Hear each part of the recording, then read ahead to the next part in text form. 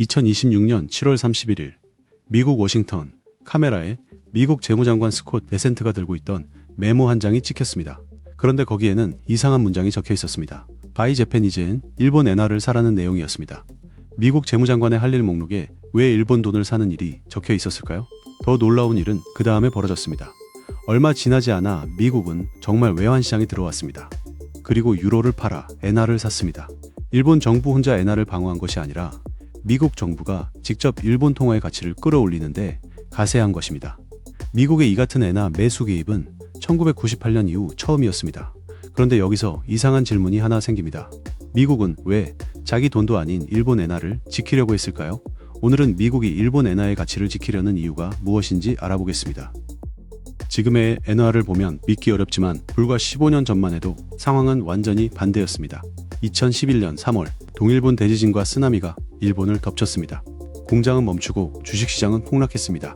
상식적으로 생각하면 일본에서 돈이 빠져나가고 엔화 가치가 떨어져야 할 것 같습니다. 그런데 실제로는 반대였습니다. 엔화는 사상 최고 수준까지 치솟았습니다. 해외에 투자해둔 일본의 기업과 보험사들이 복구 비용을 마련하기 위해 돈을 일본으로 가져올 것이라는 기대가 퍼졌고 안전자산을 찾던 자금까지 엔화로 몰렸습니다. 결국 일본 혼자서는 엔화 강세를 막지 못했습니다. 미국과 유럽을 포함한 G7이 함께 외환시장에 들어와 엔화를 팔았습니다. 너무 강해진 엔화의 가치를 떨어뜨리기 위해서였습니다. 그런데 2026년에는 정반대 일이 벌어졌습니다. 이번에는 미국이 엔화를 사고 있습니다. 도대체 15년 동안 일본에 무슨 일이 있었던 걸까요? 가장 먼저 봐야 할 것은 금리입니다. 돈도 결국 더 높은 수익을 주는 곳으로 움직입니다. 일본에서 돈을 빌리면 이자가 싸고 미국에 투자하면 더 높은 이자를 받을 수 있다면 투자자는 어떻게 할까요? 엔화를 빌립니다. 엔화를 팝니다. 달러를 삽니다. 그리고 미국 국채나 미국 주식 같은 해외 자산에 투자합니다. 이른바 엔캐리 트레이드입니다. 코로나 이후 미국이 물가를 잡기 위해 금리를 급격하게 올리는 동안 일본은 오랫동안 초저금리를 유지했습니다. 두 나라의 금리 차이가 벌어질수록 엔화를 팔고 달러를 사려는 힘은 커졌습니다. 일본은행도 결국 금리를 올렸고 2026년 정책 금리는 1%까지 올라왔습니다. 하지만 엔화 약세를 완전히 되돌리기에는 부족했습니다. BOJ의 금리 인상 이후에도 엔화는 7월 한때 달러당 약 164엔까지 밀렸습니다. 하지만 이것은 이야기의 절반에 불과합니다. 일본에는 조금 이상한 일이 벌어지고 있습니다. 일본 기업들은 여전히 세계 곳곳에서 엄청난 돈을 벌고 있습니다. 문제는 그 돈이 예전처럼 일본으로 돌아오지 않는다는 것입니다. 과거에는 일본에서 자동차와 전자제품을 만들어 해외에 팔았습니다. 그러면 해외에서 벌어들인 달러를 다시 엔화로 바꿔 일본으로 가져왔습니다. 자연스럽게 엔화를 사려는 수요가 생겼습니다. 하지만 지난 수십 년 동안 일본 기업들은 생산시설과 투자처를 해외로 옮겼습니다. 미국에서 벌어 미국에 다시 투자하고 동남아에서 벌어 현지 공장을 늘립니다. 해외에서 돈을 벌어도 굳이 엔화로 바꿀 필요가 줄어든 것입니다. 반대로 일본의 연기금과 금융회사, 개인 투자자들은 더 높은 수익률을 찾아 계속 해외 자산을 삽니다. 돈은 들어오기보다 나가기 쉬워졌습니다. 그래서 지금의 엔저는 단순히 투기 세력 몇 명이 만들어낸 현상이 아닙니다. 일본 경제가 수십 년 동안 만들어온 돈의 흐름 자체가 바뀐 결과이기도 합니다. 여기까지 들으면 해결책은 너무 간단해 보입니다. 미국보다 금리가 낮아서 엔화가 약하다면 일본도 금리를 올리면 됩니다. 1%가 부족하다면 2%, 3%까지 올리면 되지 않을까요? 그런데 일본에는 이 선택을 어렵게 만드는 거대한 숫자가 하나 있습니다. 204.4%, IMF가 2026년 전망한 일본의 GDP 대비 일반 정부 총부채 비율입니다. 한 해 동안 나라 전체가 생산하는 부가가치의 2배가 넘는 규모의 정부 부채가 쌓여 있다는 뜻입니다. 일본은 버블 붕괴 이후 오랜 경기 침체를 버티기 위해 돈을 풀었습니다. 여기에 고령화로 연금과 의료 같은 사회보장 지출까지 늘어났습니다. 오랜 시간 낮은 금리는 이 거대한 부채를 버틸 수 있게 해준 조건이었습니다. 그런데 이제 엔화를 살리려면 그 금리를 올려야 합니다. 바로 여기에서 일본의 딜레마가 시작됩니다. 금리를 올리면 엔화에는 좋은 일입니다. 일본에서 돈을 빌려 해외로 나가던 이유가 줄어들고 해외에 있던 일본 자금 일부가 다시 돌아올 수도 있습니다. 하지만 다른 문이 열립니다. 국채입니다. 금리가 올라가면 새로 발행되는 일본 국채가 더 높은 이자를 지급해야 합니다. 기존 국채가 만기가 되어 새 국채로 갈아탈 때마다 정부가 부담해야 하는 이자 비용도 점점 커질 수 있습니다. 여기에 일본은행은 오랫동안 일본 국채 시장의 가장 큰 구매자 역할을 해왔습니다. 이제 통화 정책을 정상화하면서 국채 매입 의존도를 줄여야 합니다. 결국 일본은 이상한 선택 앞에 섭니다. 금리를 낮게 유지하면 엔화 약세가 계속될 수 있습니다. 금리를 빠르게 올리면 국채금리와 정부의 금융비용이 올라갈 수 있습니다. 엔화를 살리려면 지난 30년 동안 쌓아온 저금리 구조를 흔들어야 하는 것입니다. 결국 일본 정부는 다른 방법을 선택합니다. 외환시장에 직접 들어가 달러를 팔고 엔화를 샀습니다. 시장에 엔화를 사려는 거대한 주문을 넣어 환율을 인위적으로 끌어올리는 것입니다. 하지만 문제는 규모였습니다. 외환시장에서는 매일 천문학적인 돈이 움직입니다. 일본 정부가 아무리 많은 외환 보유액을 가지고 있어도 시장의 방향을 영원히 거슬러 갈 수는 없습니다. 실제로 일본은 2026년 여러 차례 대규모 개입에 나섰지만 엔화는 다시 약세로 돌아왔고 7월에는 달러당 164엔에 가까운 40년 만의 약세권까지 밀렸습니다. 그때 예상하지 못했던 존재가 등장합니다. 미국입니다. 미국 재무부가 뉴욕 연은을 통해 엔화를 샀습니다. 더 이상한 것은 달러를 판 것도 아니었습니다. 미국은 유로를 팔아 엔화를 샀습니다. 왜 그렇게까지 한 걸까요? 표면적인 이유는 이해할 수 있습니다. 일본은 미국의 핵심 동맹국입니다. 엔화가 지나치게 약해지면 일본의 수입 물가가 오르고 국민들의 생활비 부담이 커집니다. 또 엔화가 계속 무너지면 한국 원화나 다른 아시아 통화에도 약세 압력이 번질 수 있습니다. 실제 최근 일본과 한국은 환율 문제에서 긴밀하게 움직였고 7월 30일에는 한국도 달러를 팔고 원화를 사는 이례적인 시장 개입을 실시한 것으로 보도됐습니다. 그러니 미국이 동맹국 일본의 금융시장 안정을 도왔다고 설명할 수도 있습니다. 그런데 여기서 한국 사람이라면 조금 이상한 질문이 생깁니다. 한국도 미국의 동맹입니다. 그리고 불과 얼마 전 한국도 미국의 달러 안전망을 요청했습니다. 그런데 당시 상황은 지금 일본과 상당히 달랐습니다. 그렇다면 미국은 왜 일본과 한국을 다르게 대하는 걸까요? 2025년 한미 관세 협상에서 한국은 미국에 3,500억 달러 규모의 투자 패키지를 약속했습니다. 그런데 한국 정부에는 심각한 걱정이 있었습니다. 그 거대한 돈을 짧은 기간에 달러로 바꿔 미국으로 보내면 한국 외환시장에 큰 충격이 생길 수 있다는 것이었습니다. 그래서 한국은 미국에 별도의 통화 스와프 안전망을 제안했습니다. 달러가 갑자기 많이 필요해질 때 한국은행이 미국으로부터 달러를 공급받을 수 있도록 하자는 것이었습니다.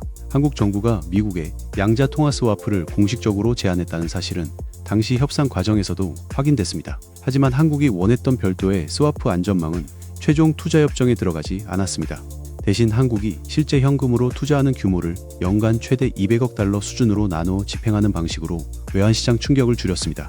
그리고 여기에서 한국과 일본 사이의 중요한 차이가 하나 드러납니다. 미국 연방준비제도에는 특별한 국가들만 들어갈 수 있는 금융 네트워크가 있습니다.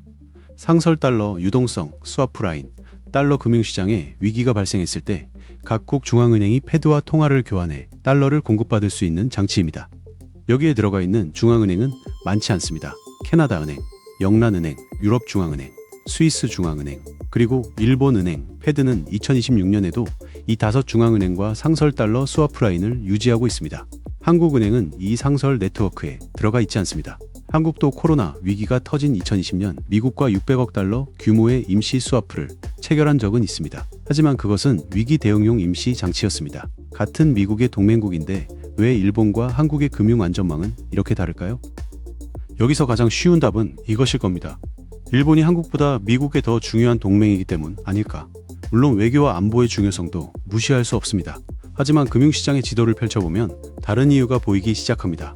엔화는 단순히 일본 사람들이 사용하는 화폐가 아닙니다. 세계 외환시장에서 가장 많이 거래되는 주요 통화 가운데 하나이고 수십 년간 세계 금융시장의 대표적인 자금 조달 통화 역할을 해왔습니다.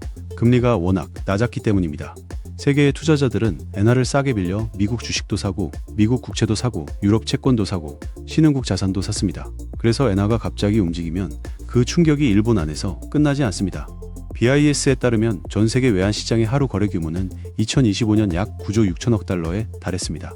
엔화는 이 거대한 금융망의 핵심 통화 중 하나입니다. 하지만 이것만으로도 미국의 행동을 완전히 설명할 수는 없습니다. 여기에서 숫자 하나를 봐야 합니다. 1조 1,400억 달러, 2026년 5월 기준 일본이 보유한 미국 국채 규모입니다. 일본은 세계에서 미국 국채를 가장 많이 보유한 해외 투자자입니다. 이것이 왜 중요할까요? 엔화가 계속 무너지면 일본 정부는 엔화를 사기 위해 달러가 필요합니다. 그 달러를 어디에서 구할까요? 일본의 외환 보유액에는 막대한 미국 국채가 들어있습니다. 필요하다면 미 국채를 팔아 달러 현금을 만든 뒤 그 달러로 엔화를 살 수 있습니다. 실제로 2026년 5월 일본의 미 국채 보유액은 한 달 만에 약 670억 달러 감소했습니다. 물론 이것이 전부 환율 방어 때문이라고 단정할 수는 없습니다. 하지만 미국 입장에서는 무시하기 어려운 숫자입니다. 왜냐하면 일본이 엔화를 구하려는 행동이 어느 순간 미국 국채 시장 문제가 될 수 있기 때문입니다. 미국 국채도 결국 시장에서 사고 파는 상품입니다. 일본이 대량으로 미 국채를 시장에 내놓는다면 어떻게 될까요? 공급이 늘어나면 국채 가격에는 하락 압력이 생깁니다. 그리고 채권 가격과 수익률은 반대로 움직입니다. 국채 가격이 떨어지면 미국 국채 금리는 올라갈 수 있습니다. 문제는 미국 국채 금리가 단순한 투자 상품의 수익률이 아니라는 것입니다. 미국 기업의 회사채 금리, 주택담보대출, 각종 금융상품 가격에 기준점 역할을 합니다. 즉, 일본이 엔화를 방어하기 위해 미국 국채를 대량 매각하는 상황은 미국에게도 불편합니다. 실제로 이번 미일 공동 개입을 분석한 로이터는 미국의 행동 뒤에 일본의 미 국채 매각 압력을 줄이려는 이해관계가 있을 수 있다고 지적했습니다. 여기서 처음의 장면을 다시 떠올려 봅시다. 미국 재무장관의 메모. 이번에는 미국이 일본에 또 다른 길도 열어줬습니다. 패드에는 피마 레포 퍼실리티라는 장치가 있습니다. 구조는 의외로 단순합니다. 일본이 보유한 미국 국채를 시장에 팔지 않고 패드에 담보로 맡깁니다. 그리고 그 대신 달러를 빌립니다. 그 달러로 엔화를 삽니다. 그러면 일본은 엔화를 방어할 달러를 확보할 수 있고 동시에 미국 국채를 시장에 던지지 않아도 됩니다. 로이터 역시 이번 개입에서 이 제도가 일본의 미 국채 매각 압력을 줄일 수 있다는 점을 주목했습니다. 그렇게 보면 미국의 행동은 조금 다르게 보입니다. 미국이 일본을 돕는 것은 맞습니다. 하지만 그것이 순수하게 일본을 위한 행동이라고 단정할 수도 없습니다. 일본 금융시장이 흔들리면 엔캐리 자금이 움직이고 미국 국채가 움직이고 결국 미국 자신의 금리가 움직일 수 있기 때문입니다. 어쩌면 미국이 엔화를 산 것은 일본에게 시간을 주는 동시에 미국 자신에게도 시간을 사는 행동이었는지 모릅니다. 처음 이야기로 돌아가 보겠습니다. 2011년 엔화는 너무 강했습니다. 그래서 미국과 G7은 엔화를 팔았습니다. 2026년 엔화는 너무 약해졌습니다. 이번에는 미국이 엔화를 샀습니다. 미국이 원하는 것은 언제나 강한 엔화도 약한 엔화도 아닐지 모릅니다. 미국이 원하는 것은 자신의 금융시장을 흔들지 않는 엔화일 가능성이 있습니다. 그리고 여기에서 한국과 일본의 차이도 보입니다. 한국이 중요하지 않아서가 아닙니다. 실제로 미국과 한국 역시 외환시장 안정을 놓고 협력하고 있습니다. 하지만 일본은 세계 금융시장에서 차지하는 위치가 다릅니다. 엔화는 글로벌 자금 조달 통화이고 일본은 미국 국채 최대 해외 보유국이며 일본은행은 패드의 상설 달러 스와프 네트워크 안에 있습니다. 그러니까 미국이 일본을 도와주는 장면을 볼 때 질문을 이렇게 바꿔야 합니다. 미국은 왜 일본을 특별히 좋아할까가 아니라 일본의 문제가 언제부터 미국 자신의 문제가 되는가? 엔화가 무너지면 일본이 흔들립니다. 일본이 흔들리면 세계의 돈이 움직입니다. 그리고 그 돈의 끝에는 세계에서 가장 거대한 채권 시장이 있습니다. 미국 국채입니다. 그래서 어쩌면 미국이 지키려고 했던 것은 일본의 엔화 한 장이 아니라 그 엔화와 연결되어 있는 미국 자신의 금융 질서였는지도 모릅니다.